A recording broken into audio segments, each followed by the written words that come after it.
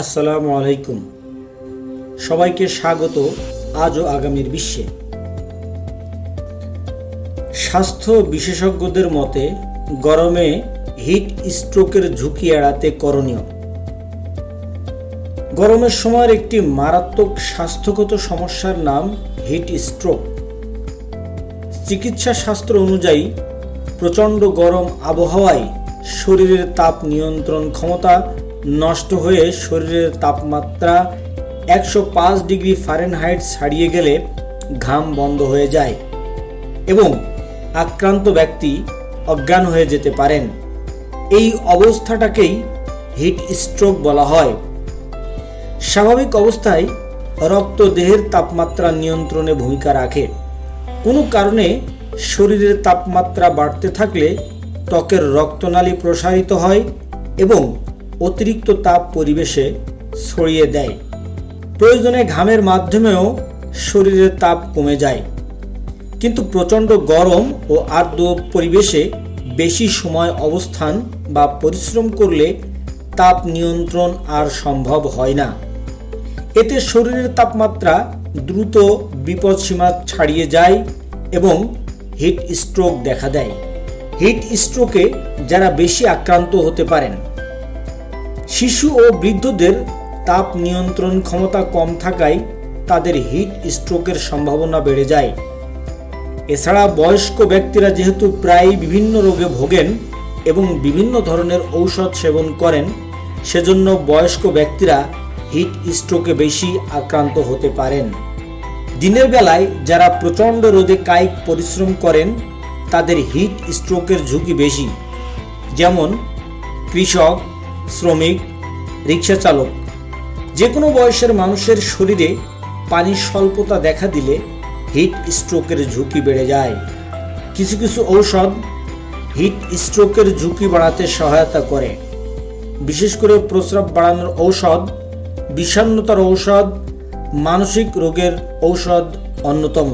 Hit স্ট্রোকের লক্ষণগুলো কি কি?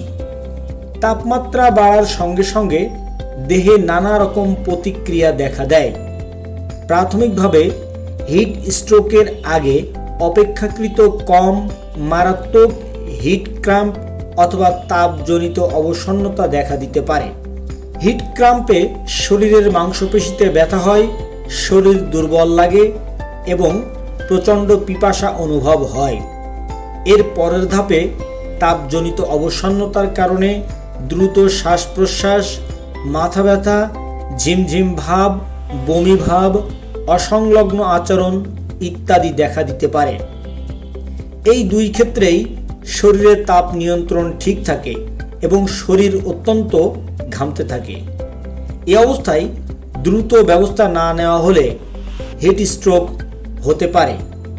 হিট স্ট্রোকের লক্ষণগুলো হলো শরীরের তাপমাত্রা দ্রুত 105 ডিগ্রি ফারেনহাইট ছাড়িয়ে যাওয়া, ঘাম বন্ধ হয়ে যাওয়া, ত্বক শুষ্ক ও লালচে হয়ে যাওয়া, নিঃশ্বাস দ্রুত হওয়া, নাড়ির স্পন্দন ক্ষীণ ও দ্রুত হওয়া, রক্তচাপ কমে যাওয়া, খিঁচুনি, মাথা ঝিমঝিম করা, অস্বাভাবিক আচরণ, হ্যালুসিনেশন এবং অসংলগ্ন কথাবার্তা বলা, প্রস্রাবের পরিমাণ কমে যাওয়া, রোগী শকেও চলে যেতে পারে, এমনকি অজ্ঞানও হয়ে যেতে পারে।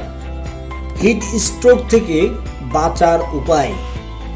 গরমের দিনে কিছু সতর্কতা মেনে চললে হিট স্ট্রোকের বিপদ থেকে বেঁচে থাকা যায়, যেমন হালকা ঢিলেঢালা পোশাক পরিধান করা, কাপড় সাদা বা হালকা রঙের পরিধান করা, সবচেয়ে ভালো হয় সুতি কাপড় পরিধান করলে। যথাসম্ভব ঘরের ভেতরে বা ছায়াযুক্ত স্থানে অবস্থান করা, একান্ত প্রয়োজনে বাইরে বের হলে মাথায় চওড়া কিনারাযুক্ত টুপি, ক্যাপ বা ছাতা ব্যবহার করা। বাইরে যারা কাজকর্মে নিয়োজিত থাকেন তারা মাথায় ছাতা বা মাথা ঢাকার জন্য কাপড় জাতীয় কিছু ব্যবহার করা যেতে পারে। প্রচুর পানি ও অন্যান্য তরল পান করা। মনে রাখতে হবে, গরমে ঘামের সঙ্গে পানি ও লবণ দুই বের হয়ে যায়। তাই পানির সঙ্গে সঙ্গে লবণযুক্ত পানীয় যেমন খাবার স্যালাইন, ফলের রস, লাচ্ছি ইত্যাদিও পান করা যেতে পারে। পান করার জন্য পানি অবশ্যই বিশুদ্ধ হতে হবে। তাপমাত্রা বৃদ্ধিকারী পানীয় যেমন চা ও কফি যথাসম্ভব কম পান করা উচিত। রোদের মধ্যে শ্রমসাধ্য কাজ করা থেকে বিরত থাকতে হবে। এসব কাজ সম্ভব হলে রাতে বা খুব সকালে করতে হবে। যদি দিনে করতেই হয় তবে কিছুক্ষণ পর পর রোদ থেকে সরে গিয়ে ছায়াযুক্ত স্থানে বিশ্রাম নিতে হবে। প্রচুর লবণযুক্ত পানি ও স্যালাইন পান করতে হবে। সব রকম সতর্কতা অবলম্বন করার পরও যদি কেউ হিট স্ট্রোকে আক্রান্ত হয়ে যায় তাহলে আক্রান্ত ব্যক্তিকে দ্রুত শীতল কোনো স্থানে নিতে হবে। যদি সম্ভব হয় তাহলে ফ্যান বা এসি ব্যবহার করতে হবে। ভেজা কাপড় দিয়ে শরীর মুছতে হবে। সম্ভব হলে গোসল করতে হবে। প্রচুর পানি ও খাবার স্যালাইন পান করতে হবে। চা বা কফি পান করা যাবে না। কিন্তু যদি কেউ হিট স্ট্রোকে আক্রান্ত হয়েই যায় তবে রোগীকে অবশ্যই দ্রুত হাসপাতালে নিতে হবে। ঘরে চিকিৎসা করার কোনো সুযোগ নাই। এক্ষেত্রে রোগীর আশেপাশে যারা থাকবেন তাদের করণীয় হলো রোগীকে দ্রুত শীতল স্থানে নিয়ে যাওয়া, তার পরিধানের কাপড় খুলে দেওয়া, শরীর পানিতে ভিজিয়ে দিয়ে বাতাসের ব্যবস্থা করা।